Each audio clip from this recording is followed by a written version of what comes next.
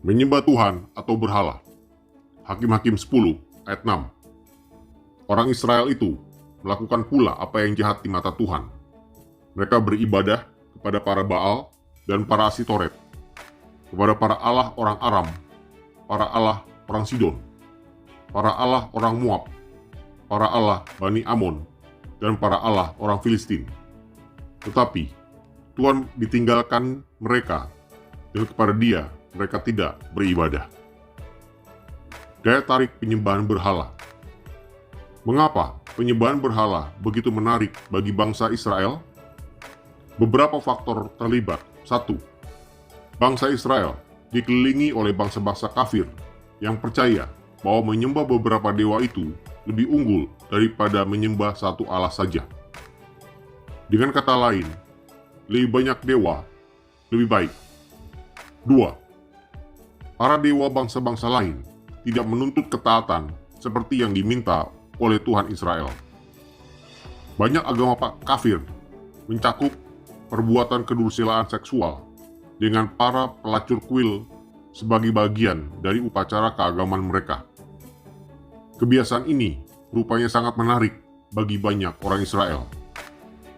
Pada pihak lain, Tuhan menuntut umatnya untuk menaati semua kaidah moral yang tinggi sebagaimana digariskan dalam Tauratnya, supaya memelihara hubungan yang menyelamatkan dengan dirinya. 3. Karena roh jahat menghuni berhala, penyembahan berhala kadang-kadang menghasilkan hal-hal yang nyata dan dapat dilihat bagi para penyembah berhala. Kuasa-kuasa setan di balik berhala tersebut mampu, sekalipun terbatas, untuk menyalurkan keuntungan-keuntungan material dan jasmania yang bersifat sementara. Contohnya, dewa-dewa kesuburan menjanjikan lahirnya anak-anak, dewa-dewa cuaca, matahari, bulan, hujan, dan lain-lain menjanjikan kondisi-kondisi yang memadai untuk panen yang berlimpah-limpah. Dan dewa-dewa perang menjanjikan perlindungan dari musuh dan kemenangan dalam peperangan. Sifat dasar penyembahan berhala. 1. Alkitab menerangkan bahwa berhala itu pada hakikatnya bukan apa-apa. Berhala itu hanya sepotong kayu atau sebongkah batu, diukir oleh tangan manusia, dan tidak memiliki kuasa sendiri. Samuel menyebutkan berhala sebagai dewa kesia-siaan, dan Paulus menandaskan, tidak ada berhala di dunia, dan tidak ada Allah lain daripada Allah yang Esa. 2. Akan tetapi, di balik semua berhala, terdapat setan-setan, makhluk rohani yang dikuasai oleh iblis. Baik Musa maupun pemazmur menyamakan ilah-ilah palsu dengan setan-setan. Perhatikan pula apa yang dikatakan oleh Paulus dalam suratnya kepada jemaat di Korintus mengenai makan daging yang telah dipersembahkan kepada berhala.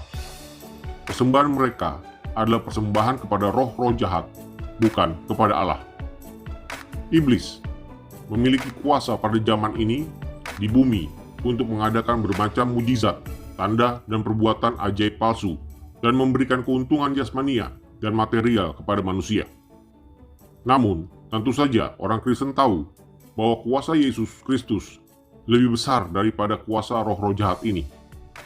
3. Hubungan antara penyembahan berhala dan roh-roh jahat tampak lebih jelas dengan adanya kaitan di antara kegiatan-kegiatan agama kafir seperti spiritisme, sihir, nujum, jampi, kuasa gelap, hubungan dengan roh-roh orang mati, dan sebagainya. 4. Perjanjian baru menyebutkan keserakahan sebagai suatu bentuk penyembahan berhala. Kaitan di antara keduanya jelas, karena roh-roh jahat mampu memberikan keuntungan material. Orang yang tidak puas dengan apa yang sudah mereka miliki, tetapi selalu menginginkan harta yang lebih banyak lagi, tidak akan ragu-ragu untuk memberi kesetiaan kepada prinsip dan keinginan roh-roh jahat. Sekalipun orang-orang tersebut mungkin tidak menyembah dewa yang terbuat dari kayu atau batu, sesungguhnya mereka menyembah roh-roh jahat yang ada di balik keserakahan dan keinginan jahat. Jadi, mereka menjadi penyembah berhala.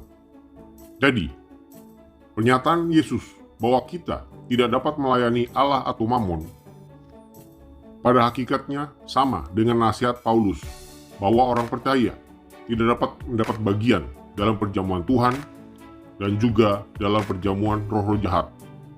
Pilih dan putuskanlah siapakah yang kita mau sembah, Tuhan atau berhala. Marilah kita pastikan bahwa kita akan selalu menyembah dan beribadah kepada Tuhan. Semoga Tuhan Yesus memberkati.